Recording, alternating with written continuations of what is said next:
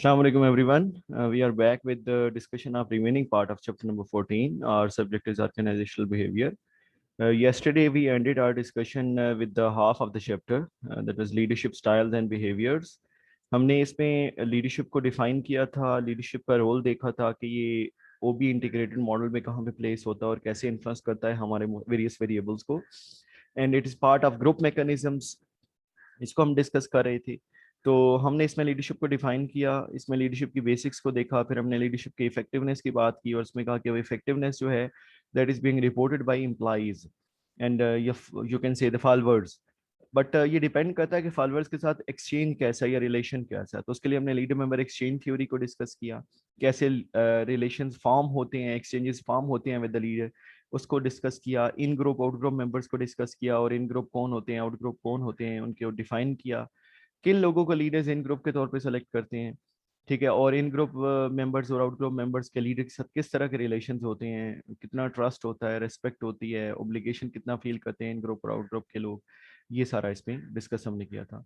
फिर हमने leader effectiveness से रिलेटेड ये भी बात की थी कि लीडर की जो है वो ट्रेड्स, एक स्कूल ऑफ थॉट है वो ये कहता है कि लीडर्स की ट्रेड्स होती हैं, यानी हम trade theories great man theories कहते हैं. ये सबसे पहला स्कूल ऑफ थॉट है लीडरशिप का. उसके बाद दूसरा जो है मौजूद था that was behavioural school of thought. अब जो ट्रेड स्कूल ऑफ थॉट है ना, ये बिलीव करता है कि लीडर्स आर बॉर्न, क्योंकि ट्रेड्स जो है वो पैदाइशी होते हैं. तो ये दो फिलोसफीज हैं, लीडर्स आर बॉर्न और लीडर्स आर मेड. तो लीडर्स आर बॉर्न की जो फिलोसफी है that is linked with the trait theories, और leaders are made, leaders can be made, वो जो है ये बिहेवियरल स्कूल ऑफ थॉट है. इनके मुताबिक क्योंकि बिहेवियर्स हैं लीडर्स के, वो उसको इफेक्टिव या इनइफेक्टिव बनाते हैं. तो जो बिहेवियर है वो सीखा जा सकता है. जिस तरह डिसीजन मेकिंग स्टाइल्स एक बिहेवियर है, डे टू डे बिहेवियर्स हैं, और बिहेवियर जो लीडर के यूजुअल रोल से बियॉन्ड होते हैं. तो हम लोगों ने डिसीजन मेकिंग स्टाइल्स को लास्ट क्लास में डिस्कस किया था. अब उसमें हमने देखा था डेलीगेटिव, फैसिलिटेटिव, कंसल्टेटिव और ऑटोक्रेटिक स्टाइल्स जो हैं, ये चार स्टाइल्स हैं डिसीजन मेकिंग के. अब ये जो चारों स्टाइल्स हैं बेसिकली ये बिहेवियर्स हैं और ये सीखे जा सकते हैं कि आपने कब कहाँ और क्या करना है. तो ये फ्लेक्सिबिलिटी के मीनिंग्स में है. तो ये लीडर्स अडेप्ट कर सकते हैं इन बिहेवियर्स को, चेंज कर सकते हैं इन बिहेवियर्स को कंसिडरिंग द सिचुएशन, वो इसको बदलेंगे. तो दैट इज वाई हम ये कह सकते हैं कि लीडर सीख सकता है इन चीजों को. तो जब लीडर सीख सकता है तो हम किसी को भी सिखा सकते हैं. It means leaders can be made. तो बिहेवियरल स्कूल ऑफ थॉट, ये जो लीडर्स के बिहेवियर्स की बात करते हैं, वो ये बिलीव करते हैं कि leaders can be made. Okay, day to day leaders behaviours हमने आज डिस्कस करनी है. उसमें बेसिकली कि रूटीन में एक लीडर जो है वो किस तरह बिहेव करता है, इसके ऊपर जो स्टडीज हैं वो 1940s और 1950s के दरमियान ओहायो स्टेट यूनिवर्सिटी और मिशिगन स्टेट यूनिवर्सिटी के अंदर जो है वो ऑलमोस्ट साइमल्टेनियसली स्टार्ट हुई थी. इन दोनों ने ये स्टडी करना शुरू की थी कि जो लीडर्स होते हैं उनके बिहेवियर्स कैसे होते हैं. तो इन्होंने ये लीडर्स को प्रैक्टिकली एम्पिरिकली स्टडी करना स्टार्ट किया. जो ऑर्गेनाइजेशन के लीडर्स होते हैं टॉप लेवल मैनेजमेंट में, ये जो सक्सेसफुल लीडर्स होते हैं, तो इन्होंने स्टडी किया कि सबसे पहले ओहायो स्टेट यूनिवर्सिटी की फाइंडिंग्स आई. उन्होंने कहा जी लीडर्स के दो तरह के बिहेवियर्स होते हैं, बट दो बोथ दो two behaviours are independent constructs. वो एक दूसरे से टोटली डिफरेंट है. तो इट मीन्स एक लीडर में दोनों हो सकते हैं. हो सकता है एक हाई एक लो हो सकता है दोनों लो हो सकता है दोनों हाई हो. तो लाइक इसमें initiating structure is one and consideration is second. Initiating structure as the name signifies, initiate करना is to begin something. Structure when you are we are focusing on the tasks, हम कुछ structures बनाएंगे, rules बनाएंगे, काम करने के तरीके बनाएंगे, those could be called as structures. तो मैं बुक से थोड़ा सा डिफरेंट आपको सिंप्लीफाई करके बता रहा हूँ चीजों को कि यहाँ पे जो लीडर का फोकस होगा, यानी लीडर्स का एक बिहेवियर ये है कि वो काम पे फोकस करते हैं. तो वो ऐसे रूल्स, ऐसे प्रोसीजर्स, ऐसे रूटीन्स, ऐसे जो है वो डिसिप्लिन, ऐसे जो है पैटर्न्स बनाते हैं जिनकी मदद से हम लोग अपने टास्क को परफॉर्म कर सकते हैं. अगर लीडर्स इस पे ज्यादा एम्फेसाइज कर रहे हैं तो हम कहेंगे कि लीडर का बिहेवियर इनिशिएटिंग स्ट्रक्चर का है. Second one is consideration. Consideration नाम से जाहिर हो रहा है. अब अक्सर अक्सर आप you might write an application for your to your teacher and you ask that teacher और your coordinator that sir please be considerate at my request. ठीक है, तो कंसिडरेट तवज्जो देने वाला, ख्याल रखने वाला, उसकी सेंस में आ रहा है. तो कंसिडरेशन जो है यहाँ पे है कि एक लीडर जो है वो टास्क की बजाय लोगों को जब इंपॉर्टेंस दे, लोगों को जब वैल्यू करे, लोगों के साथ थोड़ी रहमदिल उसकी अप्रोच हो, लोगों के साथ जरा सॉफ्ट हार्टेड उसकी अप्रोच हो, वो टास्क को कंप्रोमाइज कर दे लोगों के लिए. ठीक है, तो ये वाली जो बिहेवियर्स होंगे लीडर के, ये कंसिडरेट कहलाते हैं. ठीक है, तो ये बेसिकली दो बिहेवियर्स हैं जो उन्होंने आइडेंटिफाई किए. बट उनकी एक जो फाइंडिंग जो डिस्टिंग्विश है मिशिगन से, वो ये है कि ओहायो स्टेट यूनिवर्सिटी वाले ये बिलीव करते हैं कि these two constructs are independent constructs. इनका आपस में कोई रिलेशन नहीं है. तो एक लीडर में हो सकता है दोनों हो. एक लीडर एक टाइम पे 50% इनिशिएटिंग स्ट्रक्चर और 50% कंसिडरेट हो, पॉसिबिलिटी है.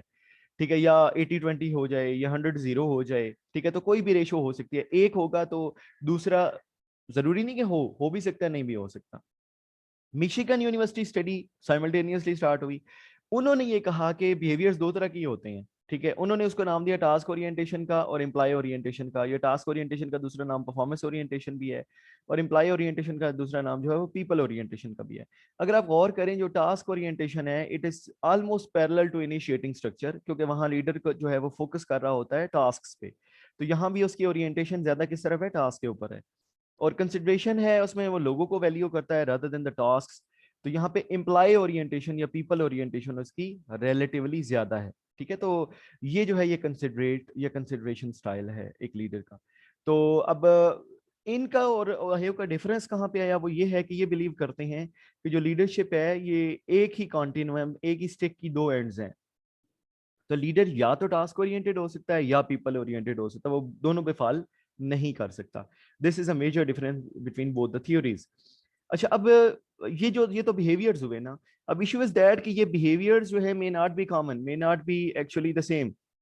एक इंसान जो है हो सकता है वो ज्यादा कंसिडरेट हो या एम्प्लॉय ओरिएंटेड हो, वो टास्क ओरिएंटेड रिलेटिवली कम हो। अब उसकी नेचर ऐसी है। हो सकता है वो एक ऐसी ऑर्गेनाइजेशन में जाए जहां टास्क ओरिएंटेड लोगों की जरूरत है, या लोगों को काम कर निकालने का तरीका टास्क ओरिएंटेशन का है।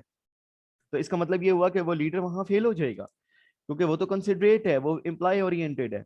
बट इश्यू इज दैट वहां पे तो हमें एक ऐसे लीडर की जरूरत है जिसका इनिशिएटिंग स्ट्रक्चर हो। तो अब कंसिडरिंग दिस, इट मींस कि लीडर इफेक्टिव सिर्फ बिहेवियर्स पे नहीं हो रहा। There are some other variables जो उसकी इफेक्टिवनेस को इन्फ्लुएंस करेंगे। वो कंटिजेंसी हमारे फैक्टर्स कहला सकते हैं, या वो सिचुएशन कहला सकती है। तो इसके लिए एक थर्ड स्कूल ऑफ थॉट, जिन्हें हम सिचुएशनल थ्योरीज कहते हैं या उन्हें हम कंटिजेंसी थ्योरीज कहते हैं, वो मर्ज हुई। तो अभी तक हम ट्रेड थ्योरीज की बात हमने की थी, बिहेवियर्स की बात की, अब हम शिफ्ट हो रहे हैं कंटिजेंसी या सिचुएशनल थ्योरीज के ऊपर। तो सिचुएशनल थ्योरी सबसे पहले हर्षिप ब्लैंशर्ट की है, या इसका दूसरा नाम life cycle theory of leadership भी है। तो इनके मुताबिक both these behaviours of leader become less effective in certain situations, for instance follower readiness. कि फॉलोअर्स की रेडीनेस जो है वो डिपेंड करेगी उसके ऊपर कि आपका कौन सा बिहेवियर होना चाहिए। And if that behaviour doesn't match to the readiness of the follower, you may become an ineffective leader. So to be effective, a leader should understand the readiness level of the followers. अब readiness level क्या है? It is broadly defined as the degree to which employees have the ability and willingness to accomplish their specific task. यानी दो चीजों का combination है followers ability या sorry followers readiness. Number one is ability and number second is willingness. यानी उनको काम आता कितना है और दूसरा वो willing कितने हैं काम करने के लिए। तो ये दोनों ज्यादा हो, अगर उसमें विलिंग एबिलिटी भी ज्यादा है और विलिंगनेस भी ज्यादा है, ठीक है, तो आपका बिहेवियर और होगा। अगर उसमें एबिलिटी और विलिंगनेस दोनों कम है, आपका बिहेवियर और होगा। एबिलिटी ज्यादा है, विलिंगनेस कम है, बिहेवियर और होगा। एबिलिटी कम, विलिंगनेस कम है, तो आपका बिहेवियर और होना चाहिए। तो हर्षिप ब्लैंचर्ड ने उनकी जो life cycle theory of leadership है, उसमें उन्होंने 4 स्टेट्स आइडेंटिफाई की, 4 आर्स यानी 4 रेडीनेस आइडेंटिफाई की। अब देखिए, हाई, मॉडरेट और लो है। हाई रेड में है, फिर मॉडरेट ब्लू और ग्रीन में, और फिर आपको येलो में नजर आ रही है R1। R1 से अगर हम स्टार्ट करें तो R1 के अंदर जो आपके फॉलोअर्स हैं, those are eager but inexperienced. यानी वो ईगर हैं, they are willing but they are inexperienced, तो उनके पास एबिलिटी नहीं होगी।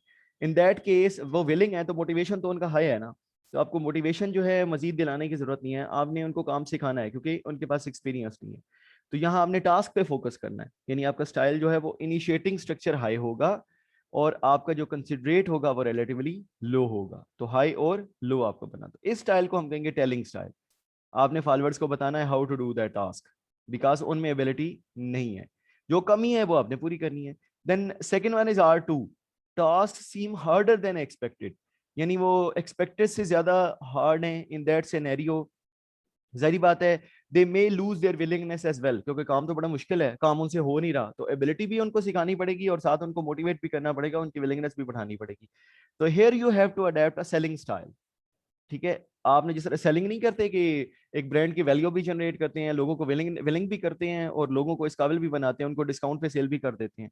पहले उसकी नीड जनरेट की, लोगों को विलिंग किया कि they are willing to purchase that thing, ठीक है, और फिर उनको डिस्काउंट दिया अगर उनके पास एबिलिटी नहीं है, पैसे नहीं है परचेज करने के लिए, तो उनको सेल तक हो सके चीजें सस्ती बेच दी उनको। तो सेम इस केस ओवर हेयर। तो हमने उनको टास्क सिखाना भी है क्योंकि उनको टास्क नहीं आता, इट्स हार्डर, और उनकी जो है वो कंसिडरेशन भी करनी है कि उनको विलिंगनेस भी बढ़ानी है। They as they may lose their motivation level, their willingness level, as they feel the task is difficult. Similarly, R3 है starting to work well together. Suppose what they are working in a team, ठीक है, तो वो एक दूसरे को understand कर लेते हैं कि how to behave with each other, ठीक है। तो उस सूरत में आप खुद सोचें, जब वो एक दूसरे के साथ एडजस्ट हो जाते हैं, they may know how to put the task, how to work, ठीक है। तो उस सूरत में क्या होगा, काम करना उनका बेहतर हो जाएगा। तो you have to be participating over there, काम उनको करना आ गया है, दे हैव एबिलिटी। तो आपने इनिशिएटिंग स्ट्रक्चर पे आप फोकस नहीं करना, आपने स्ट्रक्चर्स की बजाय आप कंसिडरेशन पे फोकस करना है, इंक्रीज योर कंसिडरेशन लेवल। तो यहाँ उनको विलिंगनेस उनकी जो है वो बढ़ाने के लिए हम कंसिडरेट हो जाएंगे, काम उन्होंने सीख लिया, ठीक है। तो और फोर्थ सिचुएशन है फायरिंग ऑन ऑल सिलेंडर्स, ठीक है। बेसिकली यहाँ पे क्या होगा, आपकी एबिलिटी का लेवल भी हाई हो चुका होगा, आप फोर्थ लेवल पे पहुंच गए हैं, टाइम गुजर के आप काम को सीख गए हैं, and you are also willing. जब आपको काम आ जाता है तो अक्सर होता है कि हमारी विलिंगनेस जो है वो हाई हो जाती है। तो यहाँ पे हमें ना तो काम बताने की जरूरत है, ना मजीद मोटिवेट करने की जरूरत है। People are willing to work and they have ability to do that. So that is why here we would adapt our delegating style of leadership. So these are the 4 styles, जो telling, selling, participating and delegating, जो basically एक leader ने adapt करने हैं, किसको देख के, followers की रेडीनेस को देख के। और फॉलोअर की रेडीनेस क्या है, उसमें 2 चीजें आती हैं, एबिलिटी और उसकी विलिंगनेस। अच्छा, अब इसी जो लीडरशिप की थ्योरी है, जो हर्षल ब्लैंचर्ड की थ्योरी है, इसका एक एडवांस और मॉडिफाइड वर्जन है। इसमें लीडरशिप स्टाइल थोड़े से चेंज हुए हैं। बेसिकली यू पीपल में सी ओवर हियर इस डायग्राम में, ये लास्ट लाइन को अगर आप पढ़ें तो it is basically the graphic combination combines elements of the Hersey Blanchard situational leadership theory and Blanchard revised situational leadership theory too, ठीक है। तो ये जो उसकी सेकंड नवीन है उसके बाद है, ये जरा ज्यादा बेटर फॉर्म में प्रेजेंट करती है। बेसिकली ये बुक से नहीं है, आउटसाइड द बुक है, लेकिन it can explain well the basic premise of this theory, situational leadership theory of Harshal Blanchard. तो इसमें अगर आप देखें तो पहली सिचुएशन है हाई कॉम्पिटेंस और हाई कमिटमेंट। कॉम्पिटेंस ज्यादा मीन एबिलिटी की बात हो रही है, और कमिटमेंट है विलिंगनेस की बात हो रही है, यानी वो कॉम्पिटेंट भी हैं और वो कमिटेड भी हैं, ठीक है। तो उस सूरत में कलर देखें, you have a sea green colour over there and it is over here. तो यहाँ पे आपको डेलीगेटिंग होना चाहिए। डेलीगेटिंग क्या होगा, आपने डेलीगेट करना है अपनी अथॉरिटी और पावर जो है फॉलोअर्स को दे दें, बिकॉज दे हैव कॉम्पिटेंस, तो उन्हें सपोर्ट कम चाहिए, ठीक है, और एबिलिटी भी ज्यादा, तो उन्हें डायरेक्शंस भी कम चाहिए। तो they can do their things at their own. तो उनको ना मोटिवेट करने की जरूरत है, ना ही उन्हें टास्क बताने की जरूरत है कि how to do that thing. Second situation है capable but cautious performers. High competence उनके पास, यानी एबिलिटी जो है वो ज्यादा है, वेरिएबल कमिटमेंट, कमिटमेंट जो है वो कम या ज्यादा उनकी हो रही है। तो यहाँ हमें किस चीज को बढ़ाना है, कमिटमेंट को बढ़ाना है। तो फॉर दैट पर्पज हमें स्पोर्टिव होना पड़ेगा, और स्पोर्टिव में हमने हाई स्पोर्ट और डायरेक्शन कम देनी है। डायरेक्शन कम क्यों देनी है, क्योंकि कॉम्पिटेंस उनके पास हाई है, उनको काम करना आता है, they have high level of abilities, तो उन्हें डायरेक्शन मजीद देने की जरूरत नहीं है। उससे वो, अगर आप डायरेक्शन देंगे तो वो डीमोटिवेट हो जाएंगे, वो बुरा फील करेंगे। तो कमिटमेंट कम है, तो कमिटमेंट को बढ़ाने के लिए उन्हें हमने सपोर्ट करनी है। तो अब यहाँ पे इसको यूं भी देख सकते हैं कि स्पोर्टिंग स्टाइल में आप देखिए जरा कि डायरेक्टिव बिहेवियर कैसा है और स्पोर्टिंग बिहेवियर कैसा है। तो आप यही चीज यहाँ फाइंड कर सकते हैं कि हमने क्या करना है, यहाँ पे स्पोर्टिंग बिहेवियर जो है वो हाई देना है, लेकिन डायरेक्टिव बिहेवियर जो है वो लो देना है, ठीक है। तो this is what we have to do, this is supportive leadership style. After that disillusion learners हैं, सम कॉम्पिटेंस थोड़ी है बट कमिटमेंट भी थोड़ी है, ठीक है। कमिटमेंट भी नहीं है, कॉम्पिटेंस भी नहीं है, तो what we have to do, हमने कॉम्पिटेंस भी बढ़ानी है और हमने कॉम्पिटेंट भी बढ़ानी है, सॉरी कमिटमेंट भी बढ़ानी है, यानी उनकी एबिलिटी भी इंक्रीज करने की जरूरत है और उनकी विलिंगनेस भी इंक्रीज करने की जरूरत है। तो जब एबिलिटी बढ़ानी है तो उनके लिए डायरेक्टिव बिहेवियर हमें ज्यादा रखना पड़ेगा, हमें उन्हें ज्यादा डायरेक्शन देनी पड़ेगी ताकि वो काम सीख जाएं। देखें आप, ये हाई के करीब है, you people can C over here. और इसी तरह अगर हमने उनकी विलिंगनेस बढ़ानी है तो उन्हें हम स्पोर्ट ज्यादा करनी पड़ेगी। तो स्पोर्ट ज्यादा करनी है तो अगेन हियर आप देख रहे हैं कि स्पोर्टिव बिहेवियर भी आपका ज्यादा है। तो you have to offer them more support and you have to offer them more directions. तो support is high and directions is high, तो this style is called coaching style. हमने उनको कोच करना है, ठीक है। जिस तरह कोच काम करते हैं एक टीम के, ठीक है। फुटबॉल में टीम मैनेजर्स होते हैं, क्रिकेट टीम में टीम कोचेस होते हैं, हॉकी में भी कोचेस होते हैं। अब जो कोच है, कोच का काम करना है आपने आपने उनको मोटिवेट भी करना है और उनकी एबिलिटीज भी बढ़ानी है। कोई वीकनेसेस हैं तो उनको ओवरकम करने में हेल्प करना है। And fourth one is enthusiastic beginners. उनमें एंथुजियाज्म होता है। अब क्या है, उनमें कमिटमेंट हाई होती है, एंथुजियाज्म का लिंक कमिटमेंट के साथ है, they are highly committed, but उनमें कॉम्पिटेंस कम होती है। बिगिनर्स के पास कम ही होती है ना ability, because they do not know how to do that task. तो इस सूरत में क्या करना पड़ेगा हमें, अगर उनकी सोचें कि एबिलिटी कम है तो एबिलिटी हमें बढ़ाने के लिए क्या करना पड़ेगा, डायरेक्शन ज्यादा देनी पड़ेगी कि काम को यूं करें, इस तरह करें, दिस इज द वे, इस तरह नहीं करना। उनको सारी गाइडलाइंस देनी पड़ेगी काम करने की, लेकिन उन्हें सपोर्ट कम देनी है कि because they are more motivated. तो यहाँ पे आपको क्या होना चाहिए, डायरेक्टिव होना चाहिए, आपने उनको डायरेक्शन देनी है। ठीक है, तो we will have a less support for those followers and we will give them high level of direction. उनको बार बार हर स्टेप पे बताएंगे कि how to do and when to do and why to do. ठीक है, तो this is what we have to do, these are the 4 leadership styles. आप कोशिश ज्यादा जो करें वो इस डायग्राम पे करें, इसको जरा ज्यादा एम्फेसाइज करें, तो it will be a better image and a better way of understanding. Styles में थोड़ा सा फर्क है, यहाँ 2 और तरह के हैं, वहाँ और तरह के हैं। वहाँ डेलीगेटिंग और पार्टिसिपेटिंग है, यहाँ डेलीगेटिंग और सपोर्टिंग है उसकी बजाय। वहाँ सेलिंग और टेलिंग है, तो यहाँ कोचिंग और डायरेक्टिंग है। तो other than one style, rest of the 3 are different styles. Okay, अब ये तो हमारे हो गए बेसिकली जो बिहेवियर्स हैं, इनिशिएटिंग स्ट्रक्चर और कंसिडरेशन के बिहेवियर्स हैं, और वो इनिशिएटिंग स्ट्रक्चर और कंसिडरेशन के बिहेवियर्स किस तरह इस्तेमाल होने हैं, you people may see over here. Okay, after that, we have behaviors that fall outside of a typical leader's duties. कि लीडर्स ने टास्क के अलावा तो भी तो बहुत सारे काम करने हैं ना। अब वो कुछ बिहेवियर्स हैं, यहाँ पे आपकी बुक में फुल रेंज लीडरशिप मॉडल को डिस्कस किया गया है बैस के।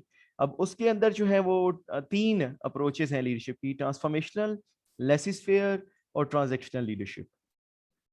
ट्रांसफॉर्मेशनल, आपने जिस तरह ट्रांसफॉर्मेशन का वर्ड माइट भी सुना हो, या ट्रांसफार्मर सुना हो, इलेक्ट्रिसिटी को जो ट्रांसफॉर्म करता है, हाई वोल्टेज आ रहे होते हैं उसको वो ट्रांसफॉर्म करता है लो वोल्टेज में, या लो आ रहे हो तो उसको वो एक लेवल तक इंक्रीज करता है। तो ये ट्रांसफॉर्मेशनल यानी चेंज करना। तो ट्रांसफॉर्मेशनल लीडरशिप की भी वही सेंस है, लीडर दैट चेंजेस हिज और हर फॉलोअर्स। ठीक है, अब वो चेंज कैसे करता है वो हम जरा डिटेल से देखते हैं। फिर लेसिस फेयर है, लेसिस फेयर फ्रेंच लैंग्वेज का वर्ड है, hands off leadership. Hands off से मुराद है कि no I will do, I can not do anything. ठीक है, जैसा चल रहा है वैसे चलता रहे, ये लेसिस फेयर स्टाइल है जिसमें लीडर की इन्वॉल्वमेंट ना होने के बराबर है। एंड ट्रांजेक्शनल लीडरशिप है, as the name signifies, you people are students of accounting and finance and business and commerce. तो you people know well that transaction is लेन देन ऑफ समथिंग, कुछ लेना कुछ देना। तो यहाँ लीडर जो है वो फॉलोअर्स के साथ ट्रांजेक्शन्स करेगा, फॉलोअर्स से कहेगा भाई कुछ करोगे तो रिटर्न में कुछ मिलेगा, कुछ नहीं करोगे तो रिटर्न में कुछ नहीं मिलेगा। तो यहाँ वो ट्रांजेक्शन करेगा फॉलोअर्स के साथ, उनको चेंज नहीं करेगा। तो जब ट्रांजेक्शन होती है वो तो स्टेटस को ही ऑलमोस्ट होता है ना, उसी को हम चलाते हैं। तो यहाँ लीडर जो है स्टेटस को तो चला रहा है लेकिन साथ रिवार्ड दे रहा है, जो अच्छा काम करेगा उसको थोड़ा सा रिवार्ड देगा, जो अच्छा काम नहीं करेगा उसको रिवार्ड नहीं देगा। ये ट्रांजेक्शन हो रही है। तो लेसिस फेयर में जैसा चल रहा है, no reward no punishment nothing, कुछ भी नहीं मिलेगा, वो लेसिस फेयर है। ठीक है, और ट्रांसफॉर्मेशनल में वो आपको ट्रांसफॉर्म करेगा, वो तब्दील करेगा। जो आज आप कर रहे हो सकता है वो कल आपसे कहे नहीं यार ये नहीं करो, कुछ बड़ा करो यार। ठीक है, आपकी पोटेंशियल जो है वो ज्यादा है, आपकी कैपेबिलिटीज ज्यादा है, you may do something unique और यू मे डू मिरेकल्स, आप में वो एबिलिटीज हैं। ठीक, अब इस तरह की जो फीलिंग्स है ना वो transformational.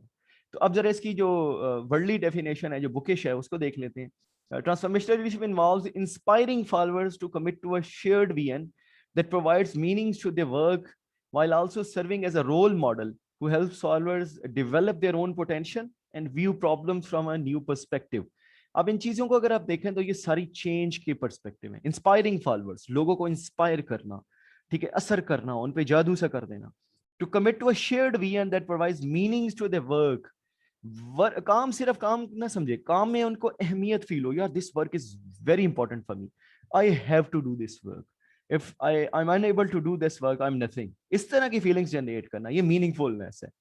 while also serving as a role model, leader यहाँ रोल मॉडल के तौर पे सर्व करता है, who helps followers develop their own potential।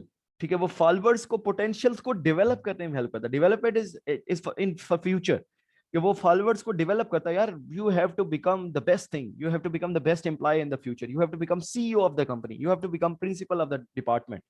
ठीक है, अब ये चीजें इस तरह के वो उनको ट्रेनिंग देता है, ये ट्रांसफॉर्मेशन है। And view problems from a new perspective, उनको चीजों को नए एंगल से देखने की तरफ लेके जाता है।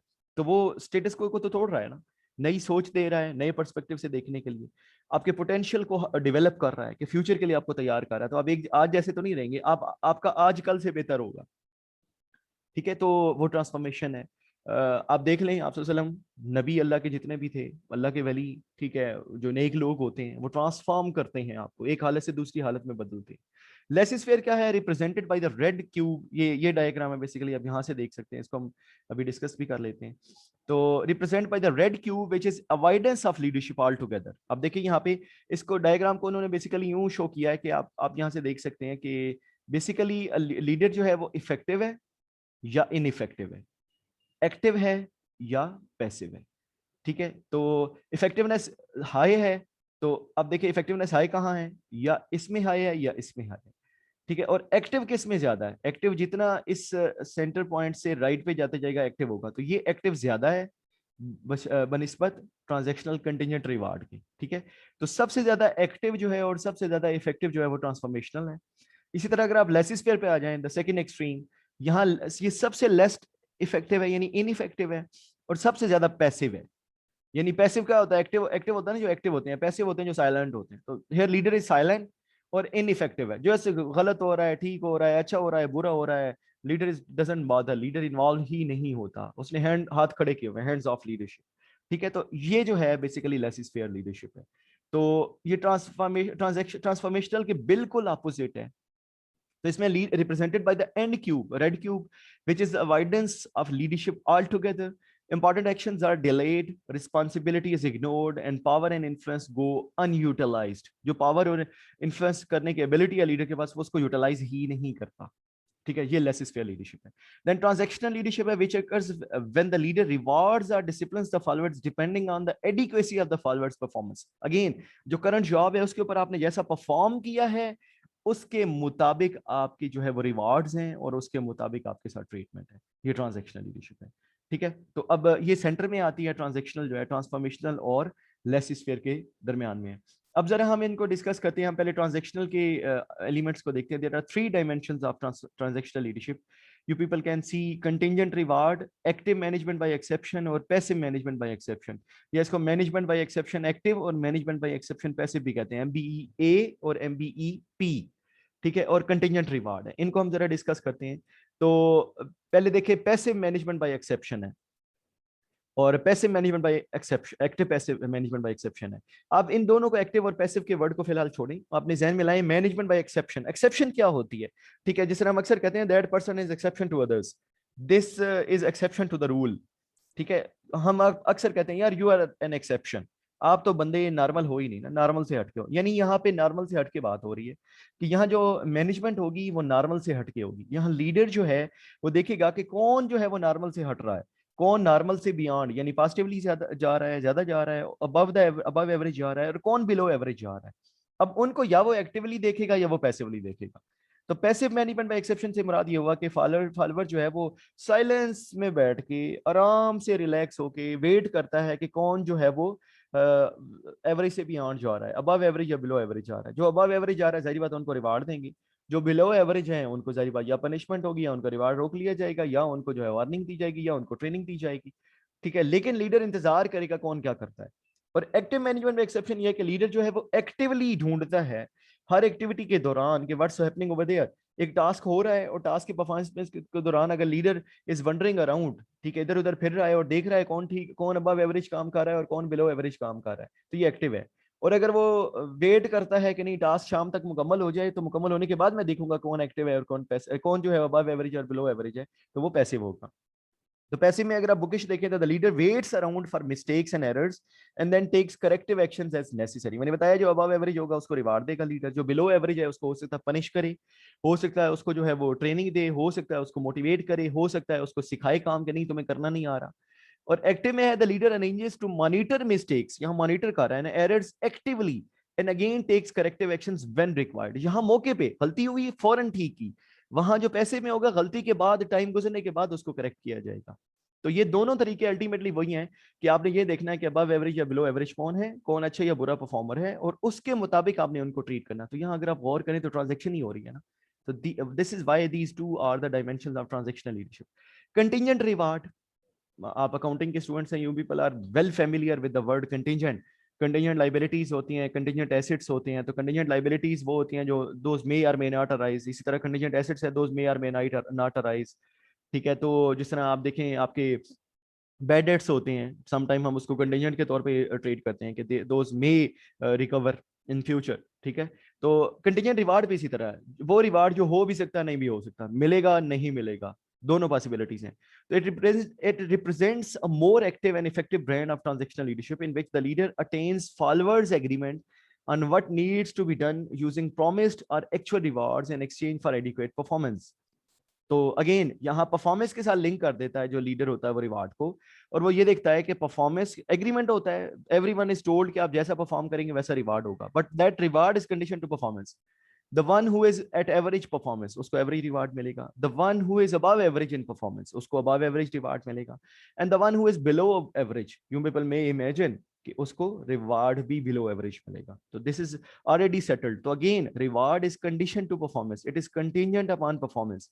परफॉर्मेंस बढ़ेगी रिवार्ड बढ़ेगा, कम होगी परफॉर्मेंस रिवार्ड कम हो जाएगा। तो this is again a transaction from the leader side कि लीडर आपके साथ ट्रांजैक्शन कर रहा है। तो ये तीन डायमेंशन है ट्रांजैक्शनल की। इसके मुकाबले में ट्रांसफॉर्मेशनल हमने डिस्कस किया कि ट्रांसफॉर्मेशनल लीडर वो होता है जो ट्रांसफॉर्म करता है, जो बदलता है, जो जिस तरह ट्रांसफार्मर की हमने बात की है ना, इसी तरह लीडर्स आपको ट्रांसफॉर्म करते हैं, एक हालत से दूसरी हालत में आपको बदल देते हैं। ठीक है, मैंने एग्जांपल दिया, आप अल्लाह के नबी सल्लल्लाहु अलैहि वसल्लम को देख लें, आप अल्लाह के बाकी नबियों को देख लें, आप अल्लाह के वलियों को देख लें, आप स्कॉलर्स को देख लें, वो लोगों को कैसे बदलते हैं। जुनैद जमशेद की ट्रांसफॉर्मेशन देख लें, सकलैन मुश्ताक की, इंजमामुल हक की, सईद अनवर की, मुश्ताक अहमद की, आप इन सब लोगों की ट्रांसफॉर्मेशन देखें। अब ये सारे लोग वसीम अकरम के साथ क्रिकेट खेलें, ठीक है, वसीम अकरम को देख लें और उसको देख लें, ठीक है। I am not actually God forbid challenging anyone, ठीक है, दोनों अपनी जगह पे ठीक है। हो सकता है अल्लाह का पसंदीदा कौन है, वो दिलों के मामले, ठीक है, मैं एक अपरेंट ट्रांसफॉर्मेशन की बात कर रहा हूँ, ठीक है। तो अब ट्रांसफॉर्मेशनल लीडरशिप क्या है, इसमें 4 हैं आपके जो आईज कहलाते हैं ये, जिस तरह आइडियलाइज्ड इन्फ्लुएंस है, इंस्पिरेशनल मोटिवेशन है, इंटेलेक्चुअल स्टिमुलेशन है, और इंडिविजुअलाइज्ड कंसिडरेशन है। आइडियलाइज्ड इन्फ्लुएंस, सबसे पहले लीडर ने क्योंकि तब्दील करना है तो वो आपका आइडियल बनेगा। हमने डिस्कस किया था कि ट्रांसफॉर्मेशनल लीडरशिप में वो पर्सनल एग्जांपल सेट करता है, तो वो कैसे होगा, उसके लिए आपको आइडियल बनना पड़ेगा। तो आप आइडियल बन के इन्फ्लुएंस करेंगे, यानी आप आइडियल कब बनते हैं, जब आप पहले कुछ करते हैं। तो idealized influence involves behaviors in ways that earn the admiration, trust and respect of followers, यानी यहाँ लीडर ऐसे बिहेवियर्स अडेप्ट करेगा जो फॉलोअर्स की तारीफ, रिस्पेक्ट और ट्रस्ट अर्न करेगा, causing followers to want to identify with and emulate the leader। यानी वो फॉलोअर्स के कुछ को आइडेंटिफाई करेंगे और उसकी तरह का बनने की कोशिश करेंगे, ठीक है। तो इसको हम यूं भी कह सकते हैं, idealize influence is a synonym with charisma, a Greek word that means divinely inspired gift, ठीक है। बेसिकली जो आइडियलाइज इन्फ्लुएंस है ना, इसमें आपके पास स्किल्स, एबिलिटीज या कोई ऐसा करिश्मा होता है जो हम लोगों के पास नहीं होता। जिस तरह वसीम अकरम इज किंग ऑफ स्विंग, तो बहुत सारे जो बॉलर्स हैं वो वसीम अकरम को आइडियलाइज करते हैं कि we want to become like Wasim Akram. तो वसीम अकरम की तरह आपको फिर बनने के लिए वसीम अकरम को पर्सनल एग्जांपल सेट किया है ना, everyone knows that which all types of deliveries he has, कौन सा स्किल है उसके पास, वो कहाँ बॉलर बैट्समैन को कहाँ करवा सकता था, कैसे उनसे उनको मिस करवा सकता है, कैसे उनको आउट कर सकता है, ठीक है। तो this is basically idealize influence. तो अब अक्सर ये करिश्मा की फॉर्म में होता है, और जो करिश्मा होता है इसका लिंक आपकी जो है वो इनहेरिटेंस के साथ अक्सर ज्यादा होता है, कि आपको इनहेरिटेड खूबियां होती हैं। तो रिसर्च भी ये प्रूव करती है कि अगर ट्विंस के ऊपर स्टडीज की गई हैं, वो फाइंडिंग्स ये कहती हैं कि जो उनके इनहेरिटेंस है ना, अक्सर जो दो ट्विंस हैं अगर उनको दो अलग एनवायरमेंट में ब्रॉटअप किया जाए तो उनमें करिश्मा सेम होता है। तो इसका मतलब ये हुआ कि वो जेनेटिक है ना, अदरवाइज एनवायरनमेंट भी तो आपकी पर्सनैलिटी बनाता है। तो अक्सर ये जो है वो जेनेटिक होता है, बिस्टोर्ड होता है, ट्रांसफर्ड होता है जीन्स के थ्रू, ठीक है। तो ये आपका जो करिश्मा है वो अक्सर औकात आपके लिए आइडियलाइज इन्फ्लुएंस का सोर्स बनता है। देन इंस्पिरेशनल मोटिवेशन है, यानी आप लोगों को मोटिवेट करते हैं इंस्पायर करके। हम मोटिवेट कैसे करना है, involves behaving in a way that foster an enthusiasm for and commitment to a shared vision of the future, ठीक है। तो इससे इंथुजियाज्म बढ़ाता है जो लीडर है, कमिटमेंट बढ़ाता है, एक शेयर्ड विजन जो फ्यूचर के लिए हमने बनाया है, ठीक है। तो यहाँ जो है वो मोटिवेट कर रहा है बड़े फ्यूचर के लिए गोल्स दिखा के। जो ट्रांजैक्शनल लीडरशिप है उसमें वो परफॉर्मेंस, आपने कंटिजेंट रिवार्ड पढ़ा था ना, तो इसमें वो लिंक किया था परफॉर्मेंस के साथ रिवार्ड को। वो कहता है भाई अच्छा परफॉर्म करोगे तो रिवार्ड अच्छा मिलेगा। तो परफॉर्मेंस तो हमारी रूटीन की परफॉर्मेंस हुई ना, ठीक है, इसमें कोई क्रिएटिव परफॉर्मेंस ना हुई, उसमें कोई फ्यूचर की बात ना हुई, ये तो करंट सिनेरियो की बात है। लेकिन इंस्पिरेशनल मोटिवेशन में लीडर आपको फ्यूचर के विजन दिखाता है, वो कहता है यार ये करना चाहिए, हमें हमें रूटीन को छोड़ देना चाहिए, हमें कुछ नया करना चाहिए, हमें नई डायरेक्शन की तरफ मूव करना चाहिए। तो ये इंस्पिरेशनल मोटिवेशन होता है। तो इसको हम कह सकते हैं sort of meaning making process in which negative features of the status quo are emphasized while highlighting the positive feature of the potential future। वो दिखाते हैं यार जो स्टेटस को है ना हमारा, इसको तोड़े हम, इसमें ये नेगेटिव चीजें हैं, हमें इसमें जाना है, हमारा तो पोटेंशियल ये है, हमारे अंदर तो कैपेबिलिटी ये है, ये हमारा फ्यूचर है जिस तक हमने पहुंचना है। ठीक है, तो ये इंस्पिरेशनल मोटिवेशन है। अब जनाह को देख लें, ठीक है, जनाह की स्पीचेस सुने, ठीक है, वो कहता था आई वांट अ नेशन जहां पे ये हो, ठीक है, we want to have a country जहां पे ये हो। ठीक है, तो ये पोटेंशियल फ्यूचर था ना, स्टेटस को तोड़ के, कि we want do not want to live with the current status, we want to have a separate country and we want to reach to this destination. ठीक है, तो ये बेसिकली क्या है, इंस्पिरेशनल मोटिवेशन है। देन इंटेलेक्चुअल स्टिमुलेशन है, it involves behaving in ways that change followers to be innovative and creative by questioning assumptions and reframing old situation in a new way। यानी आप सिंपल वर्ड में यूं कह सकते हैं, जो लीडर होता है यहाँ पे इंटेलेक्चुअल स्टिमुलेशन, स्टिमुलेट होता है ना उभारना, इंटेलेक्चुअल कैपेबिलिटीज को यूज करना, यानी वो फॉलोअर्स को कहता है कि यार दिमाग का इस्तेमाल करो, सोचो, नए सोल्यूशन लेके आओ, नई चीजें लेके आओ, come up with the new ideas. इस तरह की चीजें जो है वो लीडर बताता है, दिस इज इंटेलेक्चुअल स्टिमुलेशन। वो आपकी जो इंटेलेक्चुअल एबिलिटीज हैं उनको उभारता है, आपको कहता है कि उसका इस्तेमाल करो, छोड़ो रूटीन के कामों को, जो रोज कर रहे हो उसको छोड़ के कुछ नया करके दिखाओ मुझे।